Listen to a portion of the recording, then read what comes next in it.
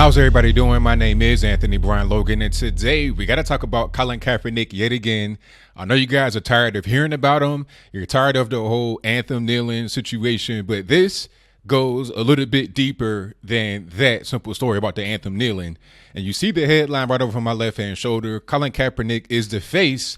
That's right. He is the face of Nike's 30th anniversary Just Do It campaign, and that's getting plenty of reaction. And that's putting it lightly. And underneath that, the subhead here says, believe in something, even if it means sacrificing everything. And you see a picture of Colin Kaepernick right here with that same thing over his face. Now, I saw just this part that you see right here on Twitter from Colin Kaepernick. Now, I figured it was just him trying to promote himself, just trying to say, well, you know, I was a victim of collusion, this, that, and the third, because, you know, currently he is suing the NFL. The judge or whoever is in charge of the situation has allowed it to go to trial. So he is suing the NFL for colluding against him, for basically blacklisting him from the league. You know, if that's true, it would be a smart decision for them to do, because why would you want a guy like this who is diminished in skill and is also very toxic to the locker room and loses the NFL money? Why would you want a guy like that on your squad? But for now, I digress. Let's get into the rest of this picture. You see that right up underneath it right here. If you can see my mouse on the screen, Just Do It. See, I didn't see that part. I had no idea that it was a sponsored type thing because I just didn't extend the actual page to the rest of the picture. But this is just the first piece of many in a Nike Colin Kaepernick collaboration campaign, whatever you want to call it. Now let's get into the article to see what it says. And of course, this article and many others will be in the description box if you want to check it out for yourself and see what's going on. On Monday, ESPN's Darren Rovell reported that former San Francisco 49ers quarterback Colin Kaepernick will be the face of Nike's 30th anniversary Just Do It campaign. Here's what Gino Fissinati, Nike vice president of brand for North America, told Rovell about the company's ad campaign with Kaepernick. Quote, "We believe Colin is one of the most inspirational athletes of the generation." Pause right there. Inspirational how and to who? You know, when I see Colin Kaepernick, I'm not really inspired to do anything other than think about division, separation, disunity. I'm not thinking about anything positive when I see Colin Kaepernick, and he's not been in the NFL for the past 2 years. So when you're talking about inspirational athlete, in what way? An inspirational athlete is somebody to me that has overcome serious trauma in their life, talking about, you know, missing limbs or something like that. One of the guys that's in this Just Do It campaign, because it ain't just Kaepernick, it's a bunch of other people. We'll get to those in a minute. But one of the guys is missing an arm. That's inspirational right there. Somebody that's disabled is still able to make it to the NFL or at least perform very well in college. That's inspirational. Not a guy that wants to cry and whine all the time, but let's continue on with the statement from Mr. Gino, who has leveraged the power of sport to help move the world forward. Gino Fissinati, Nike's vice president of brand for North America, told ESPN. Now, let's pause again. Leverage the power of sport to help move the world forward. I mean, what world? Colin Kaepernick's world? What has he actually done that's going to help move the world forward as it relates to this whole protest? You know, I'll give him credit for donating money to charity, but you don't have to protest the national anthem and be a disruptive force in America to do that. Anybody can do that. If you have the money, you can donate to whatever you want and make a difference that way. Why go through this whole campaign of being divisive? What's the purpose in doing that? That's not pushing the world forward. He's leveraged the power of sport to put more money in his own pocket and more attention to himself so he can just exit out of the NFL, avoid all the CTE, concussions, severe debilitating injuries. He can avoid all of that and just become an activist, right? And then get paid from Nike to do it. Because throughout this whole time of him not being in the NFL, he's still been getting the check from Nike, but we'll get to that. And his statement continues. He wanted to energize its meaning and introduce Just Do It to a new generation of athletes, Cincinnati said. Don't mind this little ad right here. It's just kind of in a way. Well, I like it doesn't exist for now. Nike unveiled a powerful ad for the campaign on Monday, featuring a portrait of Kaepernick and the message, believe in something, even if it means sacrificing everything. Quote unquote powerful. Powerful, I mean, that's kind of, just a matter of personal opinion. Kaepernick, 30, shared the ad from his Twitter and Instagram accounts. See, this is what I saw. I didn't see the rest of it. All I saw was this right here. I had no idea this was part of a Nike campaign. I think he did it on purpose because maybe he's kind of ashamed, or he doesn't want people to instantly know that he is being funded by a corporate sponsor. See, as far as I know, real revolutionaries aren't funded by corporate sponsors. When you have corporate money in there, that lets me know that there's ulterior motive that is aside from what this guy wants you to believe. It's not an organic thing. It's something that's manufactured. This is a photo shoot. A graphic designer did this. He's just reposting it. He's being used as a pawn to make Nike more money, because although this is very controversial and it's very divisive, and it would seem on the outside that Nike would not do this because it would lose them money, they've been making money off of him even when he's not playing. They say his jersey is like in the top 25 or something like that in sales consistently. And much of that is because of the attention that he's getting. But if you're Nike and you align yourself with this guy, that might not do well for your brand in the long term, although it may bring you some temporary monetary success. But let's continue. And the Just Do It campaign will also include athletes LeBron James, Odell Beckham Jr., Shaquem Griffin, Lacey Barker, and Serena Williams. Very diverse, super diverse. I mean, if diverse just means all black, maybe one white person, Lacey Barker, I'm not really sure who that is. Shaquem Griffin is the guy that has the one arm. You all know who LeBron James is. Odell Beckham Jr. just happened to be on LeBron James's The Shop Show. I wonder if that was set up by Nike to do some kind of cross promotion, but I digress. And Serena Williams, we already know about Serena Williams, a fantastic women's tennis player. And that's just what that is. And the article continues. In the 2016 NFL preseason, Kaepernick began sitting and kneeling during the national anthem to protest racial injustice and police brutality, and continued to do so throughout the regular season. This started a large movement of such protests across the NFL. Kaepernick played in 12 games for the 49ers in 2016, starting 11 of the games. He hasn't played in a game since, and has an ongoing collusion case filed in October of 2017 against the NFL. So, to sum that up, he has not played since 2016. He didn't play a full season back then. He only played almost, about a little over half, about 2/3 of the season.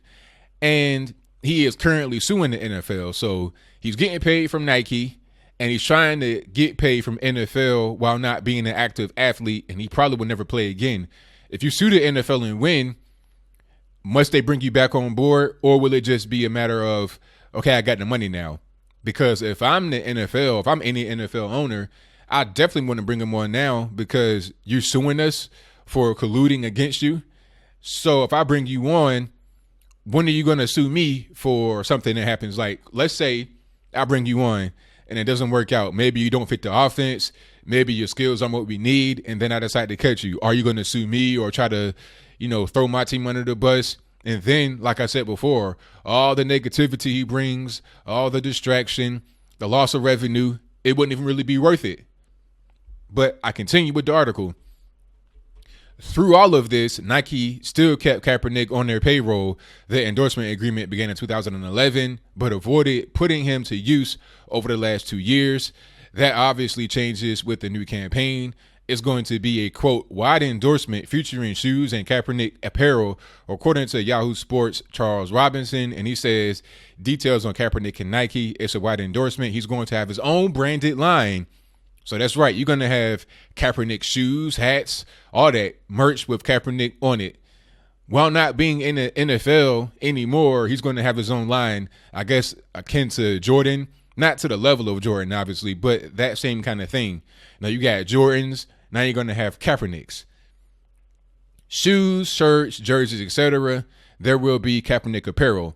Contract is a star deal on par with a top-end NFL player. Millions per year. Star deals also include royalties. So, Kaepernick, supposed to be revolutionary, like Malcolm X, all this and that. Meanwhile, you're getting paid by corporate sponsors to go out here and do such a thing. Do you think that Nike will be paying this guy all this money for a quote unquote star deal if it were not for the whole anthem kneeling kerfuffle, if it were not for the whole revolutionary image? Of course not, because he'd be just another guy that used to be in the NFL that's not in the NFL anymore, a guy who does not have star power anymore. There are a lot of other better players than Colin Kaepernick who are not in the NFL anymore that do not have any kind of endorsement deals from Nike, all right? So it's not even about his talent. It's not about his star power previously in the NFL. It's about his star power now as a controversial figure that gets attention. That is the whole point here. This protest is nothing but a cash grab, which is why he's suing the NFL. He's trying to get money. It's really simple. Naturally, the Kaepernick Nike ad campaign has gotten a ton of reaction, both positive and negative, of course, on social media. Some of the many examples, including some guy actually setting his Nikes on fire. And here's Jemele Hill, the world famous, infamous Jemele Hill.